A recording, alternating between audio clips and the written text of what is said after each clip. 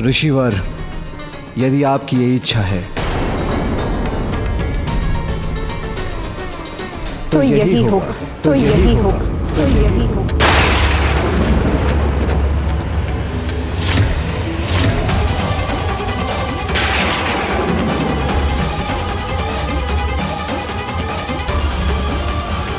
यदि ऐसा है तो आप किसी निर्जन स्थान पर वास क्यों नहीं करते, जहां निर्विघ्न आप एक दूसरे में रमे रह सकें?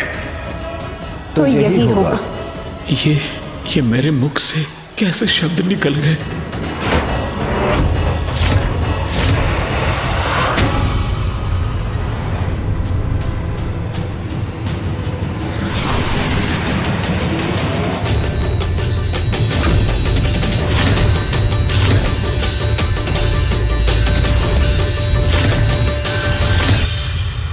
महादेव, माँ!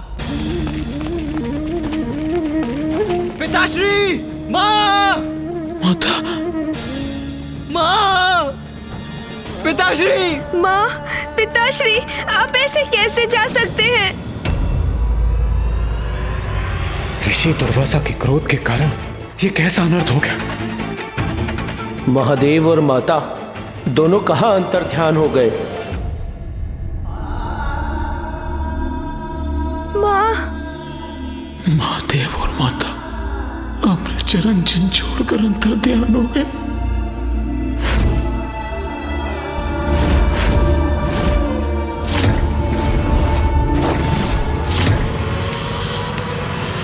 माँ! महादेव, माता पार्वती, ये कैसा अनर्थ हो गया? जिसका मुझे भय था वही हुआ, किंतु कहां जा सकते हैं महादेव? माँ, पिताश्री, आप ऐसे कैसे जा सकते हैं? माँ, पिताश्री! गणेश जी, कुमार कार्तिकेय, मैं भीतर जाकर देखता हूँ। हाँ, हाँ नंदी जी, जाइए, जाइए।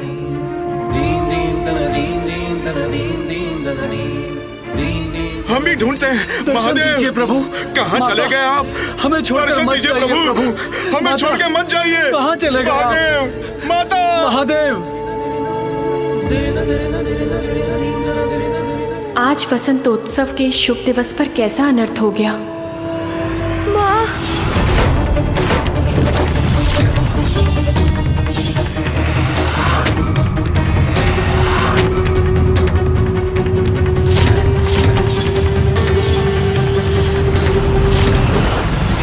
मैं तो इतने समय से माँ में आने वाले परिवर्तन को लेकर चिंतित था। मुझे आभास हो रहा था जैसे माँ कैलाश से कहीं दूर जाने वाली है। तब पिताश्री ने मुझे समझाकर मेरी चिंता को शांत किया था, किंतु ये क्या हो गया?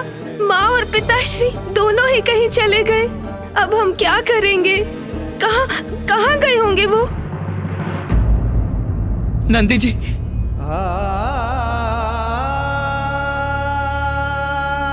क्या हुआ नंदी?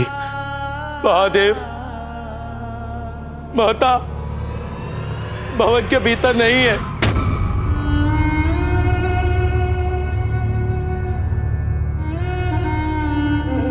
मैंने समस्त भवन ढूंढ लिया, वो कहीं नहीं मिले।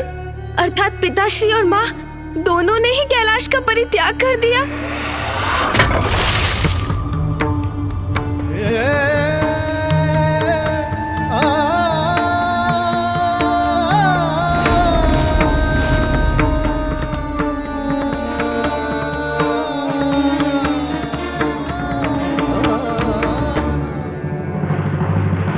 महादेव, माता, ये कैसी भूल हो गई मुझसे?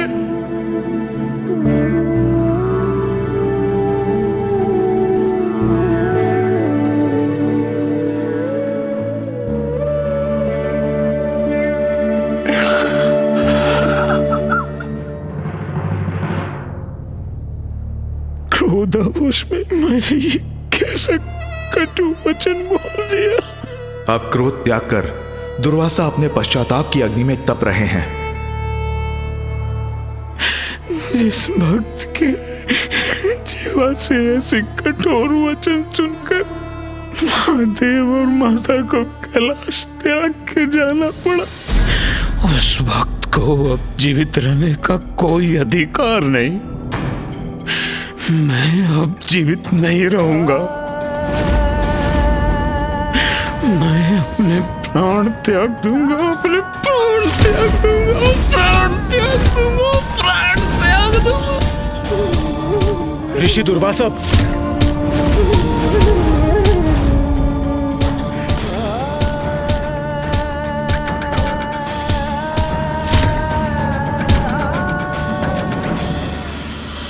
रुकिए ऋषिवर।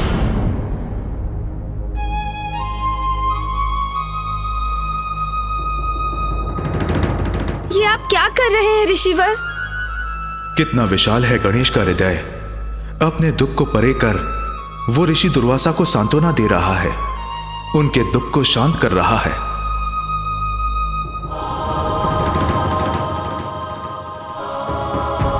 गणेश जी, कुमार कार्तिकेय जी, आप लोग कैलाश पर वसंतोत्सव मना रहे थे, किंतु मैंने इस अनंतोत्सव को दुख के अवसर में परिवर्तित कर दिया। ये क्या कर दिया आपने ऋषिवर? आप जहां जाते हैं वहां कोई ना कोई अनर्थ अवश्य घटता है। क्रोधावश आप किसी को श्राप दे देते हैं अथवा आपके कठोर वचनों से कोई बड़ी घटना घट जाती है।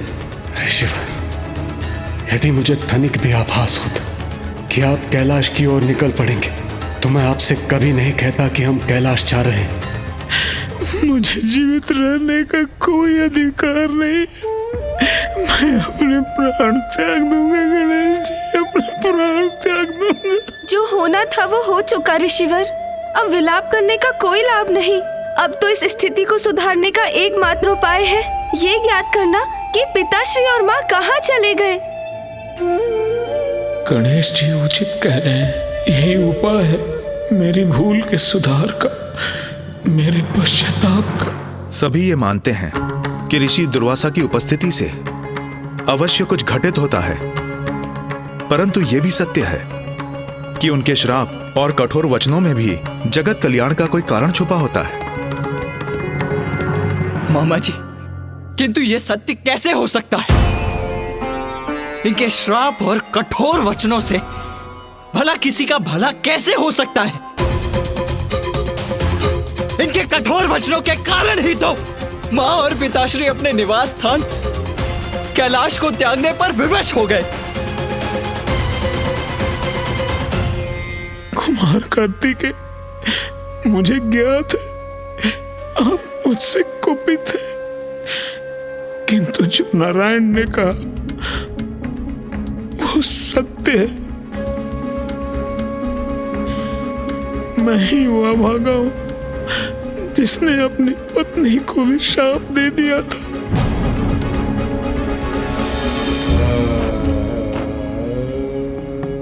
किंतु उसके परिणाम स्वरूप संसार का कल्याण ही हुआ था। आपने अपनी ही पत्नी को शाप दिया था और उससे संसार का कल्याण हुआ था? कैसे ऋषिवर? अनुज गणेश, ये समय कथा सुनने का नहीं है। समय व्यर्थ करने के स्थान पर हमें माँ और पिताश्री को ढूंढना चाहिए, उन्हें कैलाश लौटाने का उपाय करना चाहिए। भैया, कदाचित इस कथा में ही हमारी समस्या के समाधान का कोई ना कोई उपाय छिपा होगा। हमें ज्ञात होगा कि ऋषिवर का क्रोध कल्याण कैसे करता है। संभव है इस कथा से हम समझ पाए कि आज जो भी हुआ उसका कारण क्या था और माँ और पिताश्री कहाँ चले गए हैं। उचित है, कहिए ऋषिवर। मेरी पत्नी कदली महर्षि और की पुत्री थी, जो धर्मपरायण और पतिव्रता स्त्री थी। ये तब की घटना है जब मैं वन के मध्य में एक दिवस अपने तप स्थल पर जगत की समृद्धि और शांति के लिए यज्ञ कर रहा था।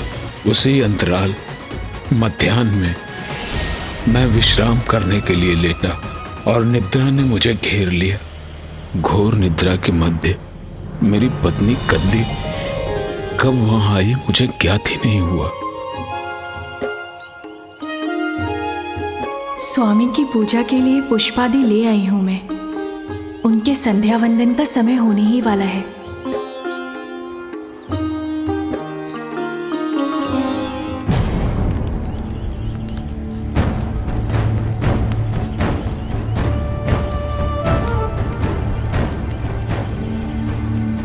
किंतु स्वामी कहाँ हैं? उनका आसन रिक्त क्यों है?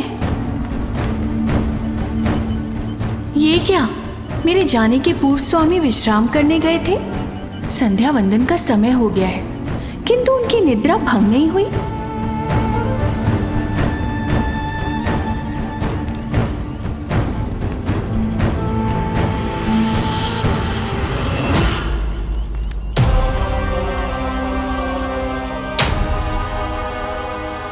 यदि मैंने अभी इन्हें इनकी निद्रा से नहीं उठाया तो स्वामी का संध्या वंदन नहीं हो पाएगा, जो अनुचित होगा और कदाचित जिसके कारण इनका क्रोध मुझ पर बरसेगा।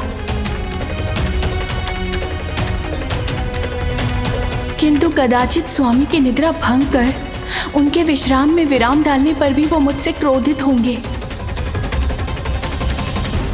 क्या करूं मैं? स्वामी को उनकी निद्रा से उठाऊं अथवा नहीं?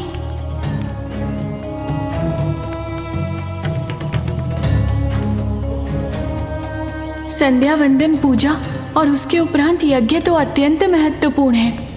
ये पूजा मेरे स्वामी ऋषि दुर्वासा के धर्म पालन के साथ साथ लोक कल्याण हेतु उनके यज्ञ के लिए भी आवश्यक है। मुझे स्वामी को निद्रा से जगाना ही होगा, फिर वो मुझ पर क्रोध ही क्यों ना करे। उनकी पत्नी होने के नाते मैं उन्हें अपना धर्म भंग करने नहीं दे सकती।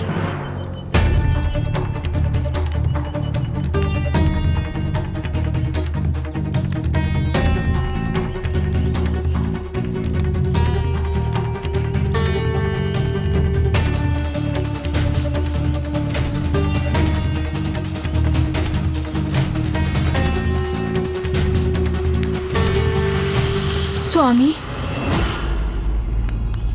स्वामी उठिए, उठिए स्वामी।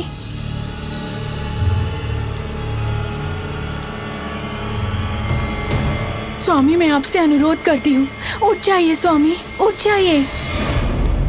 कौन है जो मुझे मेरी निद्रा से जगाने का दुस्साहस कर रहा है? वो जो कोई भी हो, मैं उसे भस्म कर दूंगा।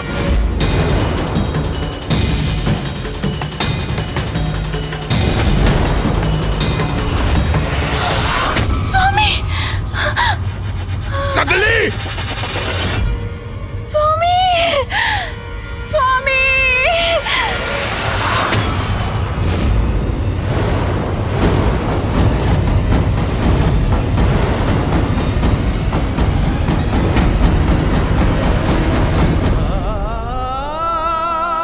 कदली,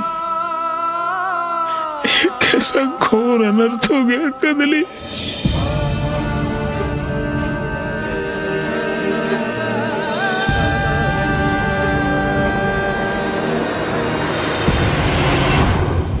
मनुष्य का एक ही दोष उसे बार बार पछताने पर विवश कर देता है।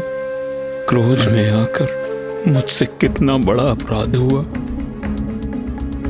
मेरे प्रति निष्ठावान, मेरे प्रति समर्पित मेरी पत्नी को मेरे क्रोध ने भस्म कर डाला।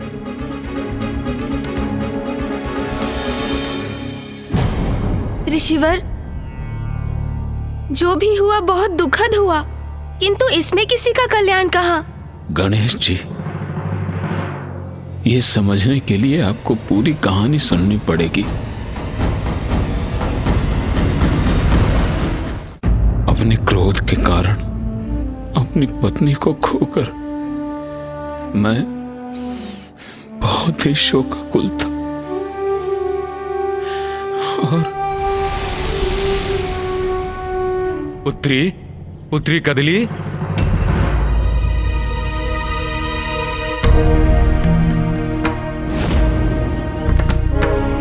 कदली, पुत्री कदली। ऋषि अर्व यहाँ बिना किसी पूर्व सूचना के पुत्री कदली कहाँ हो? मैं अत्यंत व्याकुल था, अपनी पत्नी की भस्म से दूर नहीं जा पा रहा था, और उसी समय कदली के पिता ससुर श्री ऋषि और वो अपनी पुत्री से भेंट करने वहां आ गए। अरे देखो, मैं आया हूं तुमसे मिलने। बेटी कहाँ हो? ऋषि दुर्वासा, मैं ससुर श्री से कैसे कहूं कि मैंने क्रोधवश में उनकी पुत्री को भस्म कर दिया। मेरे इस अपराध का दंड तो मुझे मिलना ही चाहिए, किंतु एक पिता अपनी पुत्री का एहसान देखकर कैसे सह सकेंगे? कहीं वो ये सुनकर अपना ही कोई अनिष्ट कर बैठे तो? मैं समझ ही नहीं पा रहा था कि मैं करूं तो क्या करूं। एक पिता को कैसे बताऊं कि मेरी क्रोधाग्नि से उनकी पुत्री और मेरी पत्नी भस्म हो चुकी है। प्रणाम ऋषि दुर्वासा।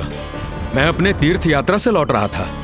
मार्ग में आपका तपोस्थल भी पड़ता था, तो मैंने सोचा क्यों ना अपनी प्रिय पुत्री कदली से भेंट करता चलूं। कहाँ है पुत्री? दिखाई नहीं दे रही है। ऋषिवर के प्रश्न का क्या उत्तर दूं मैं? क्या हुआ ऋषि दुर्वासा? कोई बात है क्या? सब कुशल तो है? ऋषि दुर्वासा, मेरा मन व्याकुल हो रहा है। पुत्री कदली, कहाँ है मेरी पुत्री? कहाँ है मेरी पुत्री कदली? बताइए। ऋषिवर, आपकी पुत्री और मेरी पत्नी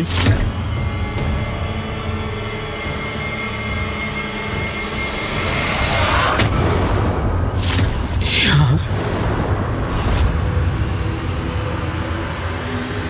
कदली यहाँ है? या क्या कह रहे हैं ऋषि दुर्वासा?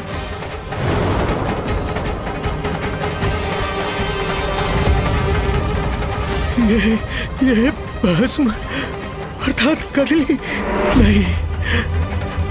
ऋषिवर, मैं गहरी निद्रा में था।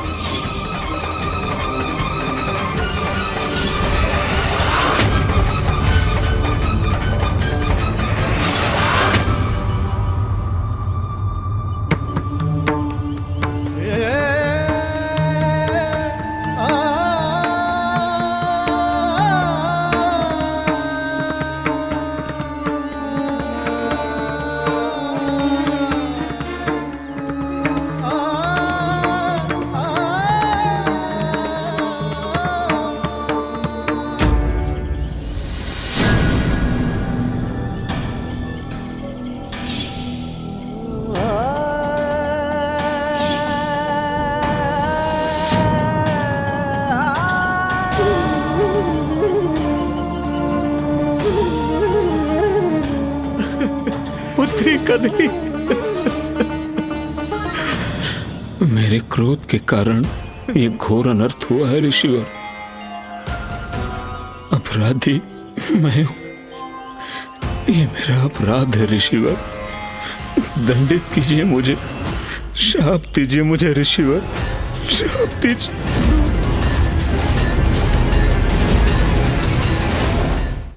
शाप दीजिए मुझे ऋषिवर। मैं आपको शाप नहीं दूंगा ऋषि दुर्वासा।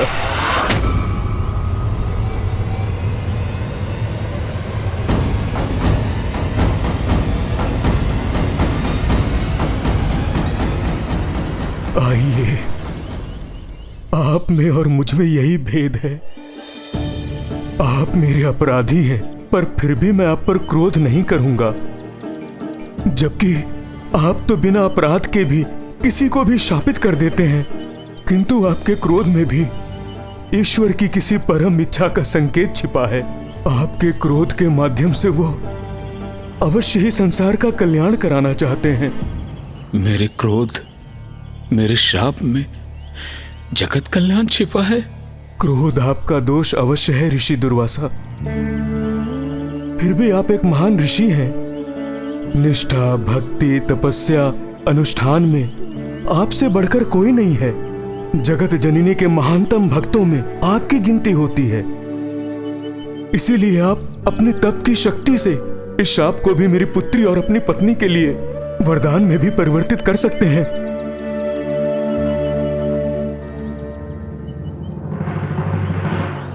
उचित है ऋषिवर,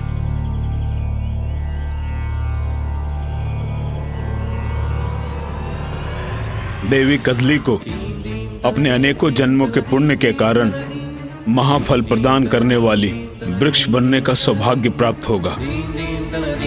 ऐसा फल जो प्रत्येक पूजा और यज्ञ का भाग बनेगा, जो समस्त जीवों को संपूर्ण पोषण देगा, और ये मेरे वरदान के कारण होगा।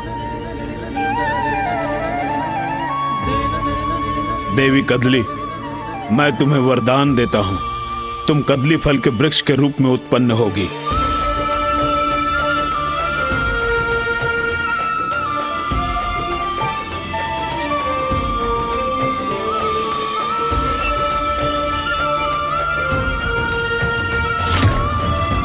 आज से ये फल कदली फल के नाम से विख्यात होगा और कोई भी पूजा इसके बिना अधूरी मानी जाएगी। इतना ही नहीं, कदली फल समस्त मनुष्यों के लिए संपूर्ण भोजन बनेगा, जो सरलता से उपलब्ध होगा और सभी के भूख को दूर कर त्वरित ऊर्जा प्रदान करेगा।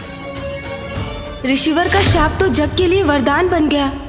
जगत को एक ऐसा फल मिला जो हर पूजा के लिए आवश्यक है। आशा है ऋषिवर के इस क्रोध का भी अब कोई ऐसा ही फल मिलने वाला है। किंतु इस समय महत्वपूर्ण ये है कि पिताश्री और माँ है कहाँ चले गए दोनों? प्रत्येक घटना के पीछे एक उद्देश्य छिपा होता है, इसलिए भयभीत होकर नहीं, धैर्य से उसका सामना करना चाहिए।